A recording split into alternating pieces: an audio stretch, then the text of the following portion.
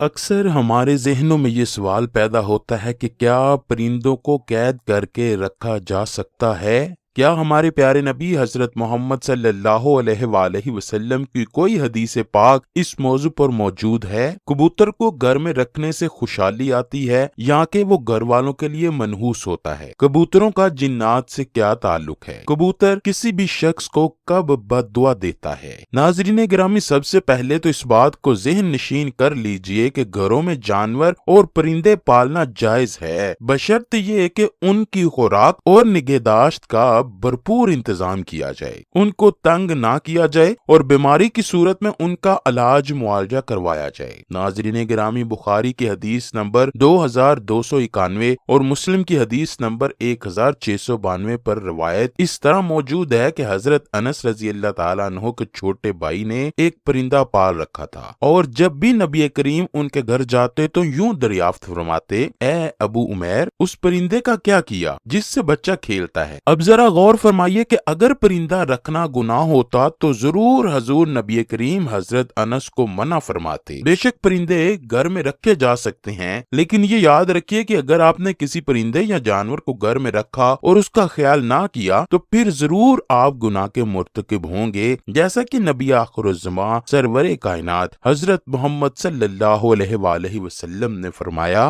ایک عورت صرف اسی وجہ سے جہنم میں جائے گی کہ اس نے ایک بلی کو اس حال میں باندھ کے رکھا کہ نہ اس کو کچھ کھانے کو دیا اور نہ ہی پانی پلایا، اور نہ اس کو کھلا چھوڑا کہ وہ خود کھا پی لے، اور بلی اسی بدحالی میں مر گئی۔ اسی طرح کبوتر کو بھی گھر میں پالنے سے منع نہیں کیا گیا، لیکن پرندوں کو ستانا ایک بہت بڑا گناہ ہے، جیسا کہ ابو داؤد شریف میں ہے کہ حضرت عبداللہ بن مسعود رضی اللہ تعالیٰ عنہ کی روایت کردہ ایک حدیث میں کبوتر کا ذکر ہے۔ ایک کبوتر حضور پاک کے پاس آیا اور اپنی زبان میں کچھ کہنے لگا۔ جب وہ چپ ہوا تو حضور پاک فرمانے لگے: میرے کسی صحابی نے اس کبوتری کے گھونسلے سے انڈے اٹھائے ہیں۔ پاس ہی ایک صحابی نے اقرار کیا تو حضور اکرم نے انہیں حکم دیا کہ فوراً اس کے انڈے واپس رکھ کے آؤ۔ ناظرین گرامی، پرندوں کو ستانے میں کوئی خیر نہیں، بلکہ الٹا پرندے اپنے ستانے والے کے لیے بد دعا کرتے ہیں، چونکہ کبوتر بھی ان پرندوں میں شامل ہیں جو کہ انبیاء علیہ الصلوۃ والسلام کا پسندیدہ رہا ہے۔ اس لیے اگر کبوتر کو ستایا جائے تو کبوتر بھی بد دعا دے سکتا ہے، لہٰذا کبوتر کو ستانے سے بھی اجتناب کیا جائے۔ کبوتر کے حوالے سے آپ کو بتاتے ہیں کہ اسلامی تعلیمات اس کے بارے میں کیا کہتی ہیں۔ حدیث میں ہے کہ گھریلو کبوتر خدا کو بہت یاد کرتے ہیں، اہل بیت کو دوست رکھتے ہیں اور صاحب خانہ کو دعا دیتے ہیں کہ اللہ تمہیں برکت دے۔ کسی شخص نے رسول اللہ صلی اللہ علیہ وآلہ وسلم سے تنہائی کی شکایت کی تو رسول اللہ نے فرمایا کہ ایک جوڑا کبوتر پال۔ حضرت جعفر فرماتے ہیں کہ کبوتر پیغمبروں کے پرندوں میں سے ہے۔ کبوتر گھر میں رکھو، چونکہ حضرت نوح علیہ السلام نے اس کو پسند کیا اور دعا دی کہ کسی پرندے پر اتنا پیار نہیں آتا جتنا کبوتر پر آتا ہے۔ آپ نے فرمایا جس گھر میں کبوتر ہو اس گھر میں رہنے والے جنوں کی آفتوں سے محفوظ رہتے ہیں، کیونکہ جنات کے بچے گھروں میں کھیلتے پھرتے ہیں، اور جس گھر میں کبوتر ہوں تو وہ ان سے مشغول رہتے ہیں اور آدمی کی طرف متوجہ نہیں ہوتے۔ یہ کبوتر ہی وہ خوش قسمت پرندہ تھا کہ جسے حضرت نوح علیہ السلام نے جب طوفان تھما تو کشتی سے اڑا کر دکھایا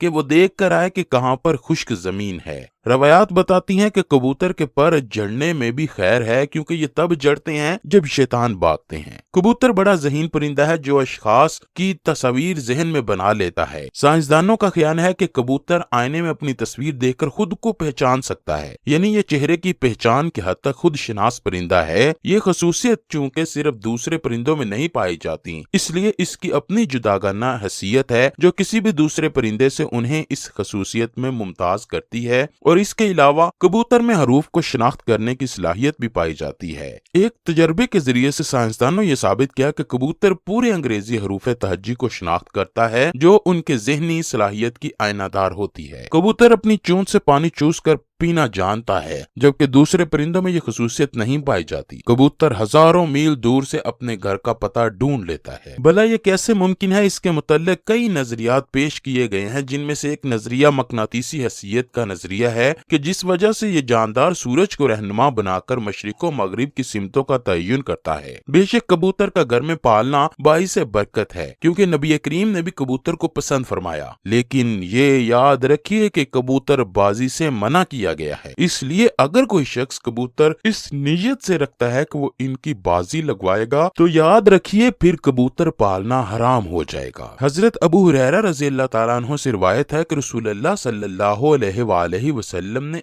एक दफा एक शख्स को उड़ते हुए कबूतर के पीछे लगा हुआ देखा तो हुजूर ने फरमाया, शैतान शैतान के पीछे लगा हुआ है। अंदाजा कीजिए कि अगर आप कबूतर की बाजी लगवाते हैं या उसको शर्त लगाकर उड़ाते हैं तो फिर वो उड़ा हुआ कबूतर भी शैतान और उसको उड़ाने वाला भी शैतान होगा। कबूतर के बेशुमार फायदे हैं और बरकतें हैं, लेकिन फिर भी कबूतरबाजी एक हराम अमल है। कबूतरबाजी, जानवरों की लड़ाई, ये ऐसे मशकिलें हैं जिनमें पढ़कर इंसान अपने दीगर फराइज और इस्लामी अकायद को भूल जाता है, जिस वजह से इसको शैतानी अमल कहा गया है। इसी तरह जानवरों को आपस में लड़ाने से भी सख्ती से मना फरमाया गया है, क्योंकि उससे जानवरों को तकलीफ होती है और जानवर को तकलीफ देना भी हराम है। रसूलुल्लाह सल्लल्लाहु अलैहि वसल्लम ने फरमाया, जानवरों को एज़ा तकलीफ देना दुरुस्त नहीं। इसी तरह हदीस पाक है कि एक दफा रसूलुल्लाह सल्लल्लाहु अलैहि वसल्लम एक ऊंट के पास से गुजरे कि जिसके चेहरे पर दाग लगाया गया था। आपने फरमाया, जाओ ऊंट के मालिक से कहो कि उसके चेहरे से आग को दूर रखे। हजरत अनस रजी अल्लाह ताला अन्हु से हदीस है कि रसूलुल्लाह ने एक गधा देखा जिसके चेहरे को दागा गया था। आपने फरमाया, अल्लाह की लानत बरसे उस आदमी पर जिसने ये दाग दिया। नाज़रीन गिरामी, जानवर और परिंदे घर में रखिए, लेकिन इस बात का ख्याल भी रखिए कि उन्हें किसी किस्म की कोई तकलीफ ना हो।